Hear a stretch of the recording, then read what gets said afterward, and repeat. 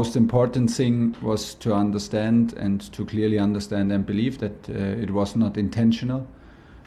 He did not do this intentionally to create this kind of noise in front of a big game. And the second one, it was the very first time that he even behaved, even before when he seemed to be, when he, in his opinion, he was ready to play, for example, after his injury from the start, and we thought like he needs to readapt to the intensity a little bit more. There was never the slightest behavior against the team, so it was the very, very first time that we actually felt him this way.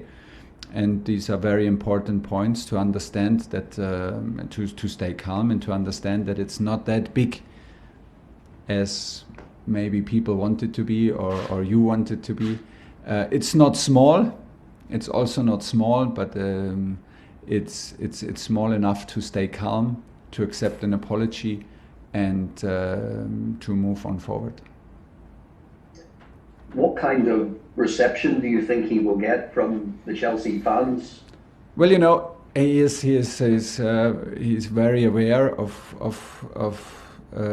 what happened and what he created, and he is he feels the responsibility to clean the mess up. Maybe we will have a bit of smell still from it, of course. He can handle it. He has. There's also no other choice. He cannot expect now everybody to be super happy the very next day. But he is still our player, and we have good reasons and a lot of reasons to make him play for us and to convince him and to fight hard that he is our player. We are happy that he's our player, and we will protect him. And in the end, it's also very important that the stadium supports the team, and even if somebody has a different opinion on it, or is strongly disagrees, it is about the team in anything we do. And I hope the supporters can take this also and keep on supporting the team, because we are like in the moment where we really need the support.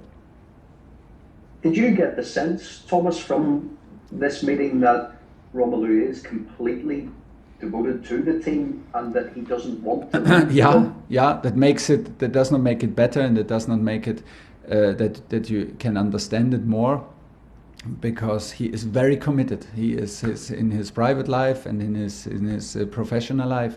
That's why it was so surprising to me, because he was on his way and he scored for us in Aston Villa, and he scored for us the next game. I forgot now against whom it was. But he was there. He was decisive, and we had the feeling, oh, there's a really a new start to it after injury and after COVID, and that's why it was that big surprise. So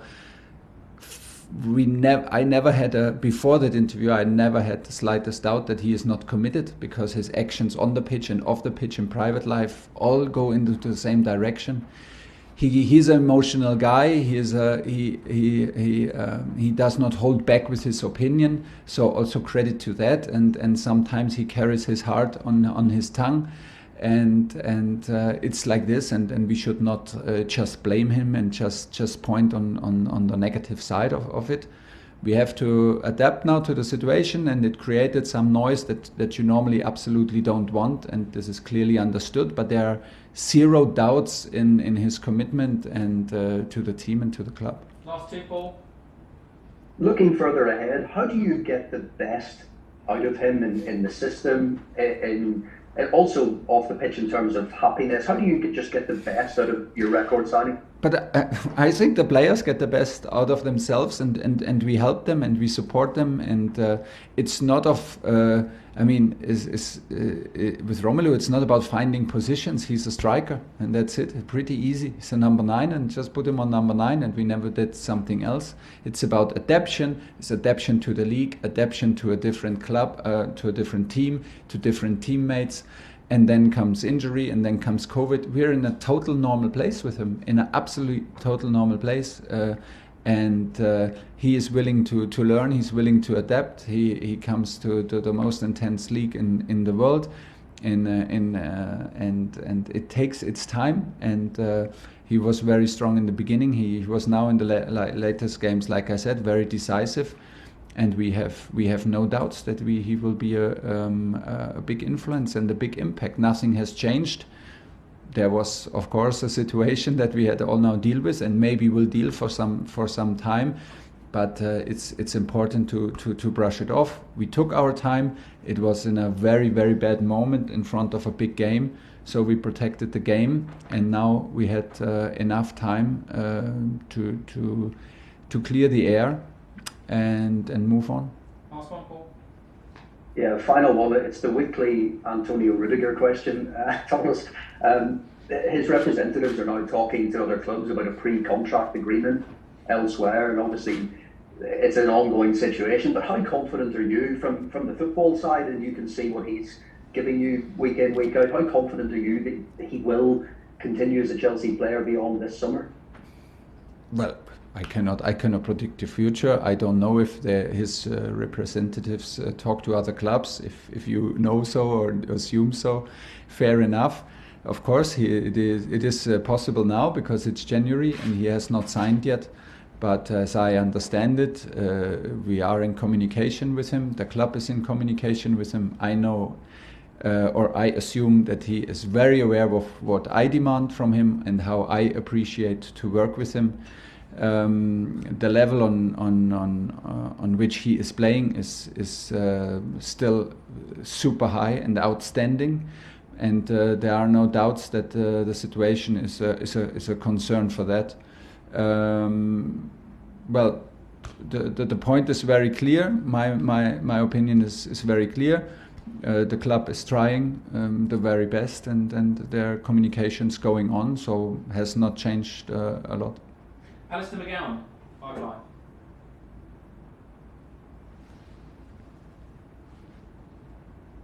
Hi, Thomas. Hi. Good. Don't forget. Oh, hiya. What would you say then almost like the miscommunication was between Romelu and yourself, perhaps? Between Romelu and myself? Well, yeah, well, he said he wasn't happy with his role in the team. So has there been a miscommunication for him to say that? No, it's fine if he says so. I mean, I have read much.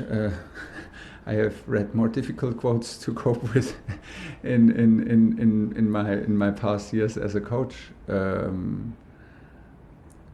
Of course, he was not happy. He's here to help the team, and he was not happy because he was injured and in COVID. But I don't, and he wants to score for us. He wants to make us successful. He's a huge competitor, and that's pretty much it. I don't see any misunderstanding in communication. We talk a lot, and we share our opinions a lot. That's why I was very surprised and still am. Because like in the dialogue with Romelu, it's the same. We're on the same page. We compete for the same things. He's our number 9, and I cannot say more to that. So after that meeting, did he go away feeling that he had a long-term future at Chelsea? You have to ask him. Actually, I don't know how he feels about his long-term future, but he has a long-term contract and he is fully committed. So I assume that this is the foundation. I mean... Okay. James Savindra, TalkSport. Hi, Thomas. You mentioned that Romelu's apologised to you. Would you like him to apologise to the playing group and the fans? And do you think it will be easy for him to regain that trust with you and the players? With me, not. No, with me, not, because, like I said, for me, it's the most important to understand the situation. Is this frequently happening? Is this overall picture that we have? Is this does this reflect the overall mood and attitude that he shows? This is an absolutely clear no. Was the intention behind it? Was the intention to create trouble? Was the intention to leave the club? Was the intention to I don't know, put pressure on the coach? Absolutely no. I cannot see it. He did not want to do this intentionally. Of course he did. Of course he should have known better. Yeah, that's why we have to clean it and clear the air now together. But as we answer all these questions with a clear no, we need to be adult enough, mature enough, and to take it, to accept an apology, and to do everything now together to clear the air and have a clear head to prepare the upcoming matches. They are difficult enough. And you said before he's got a long-term contract, but are you confident he will be a long-term option for Chelsea? It's been 2 years he had at Man United, 2 years at Inter, and this happened so early on in his time at Chelsea. Yeah, I did not even think about this actually, but I mean, he has a contract for a reason, and he wants to achieve big things with his club Chelsea, his youth club Chelsea, which means a lot to him, and from here we go. I cannot predict the future, but like I said, there was no intention behind all this to change the club or change his ambition. This we are very sure about, and this is very, very important. Like I said, Romelu speaks out very openly, not only in the media, also in the dressing room, and also in talks with me, and we should also appreciate it. And that was maybe a bit too open, and was a bit maybe in a way in a one direction that people and clubs and supporters can be offended, and they have the right to be offended. And but yeah, it was good that we took our time, and then we can move on now. Last question in the broadcast, Nick Pure. Hi Thomas, could you give us an injury update on guys like Andreas Christensen and Carabao, and is Timo fit enough well enough to return? But then also, just a word, if that's okay, on Thiago's new contract. Obviously, he's had such a big influence, hasn't he? He seems like he's almost aging in reverse. How well he's the Benjamin Button, Thiago Button of football. Yeah, it is, but I know how much work and how much professional attitude is behind that. It is a miracle in a way, because he came to this league, and the schedule and this approach intensity of a daily business in the very end of his career, which was very brave. But I know how much effort he puts in to stay fit, how much effort he puts in off the pitch, at home, during taking care about his recovery, his sleep, his nutrition. This is simply outstanding, and only because of that it's possible. We're happy because I think the new contract makes him calm. Thiago needs to be calm because he's a very sensitive and emotional person, which makes him also so precious for our team and for our dressing room. He can feel emotions. He can feel a different state of emotion from others, and can help so much in this. So. He is calm. He has huge targets to arrive, and he has a big impact. He's available how he needs to be available, and when he plays strong, and is a big help. So good for him, good for us. And for the injuries, Andreas is a doubt for tomorrow. Trevor is out for tomorrow because of his re-injury. And who was the third one? Timo Werner. Timo Werner trained yesterday. We have one more training to go. He feels much better, and which is a good thing. So he did full training, full intensity. Had no reaction so far. So if the training is going well, we can have him on the bench or give him some minutes. Okay, that's the end of the broadcast section.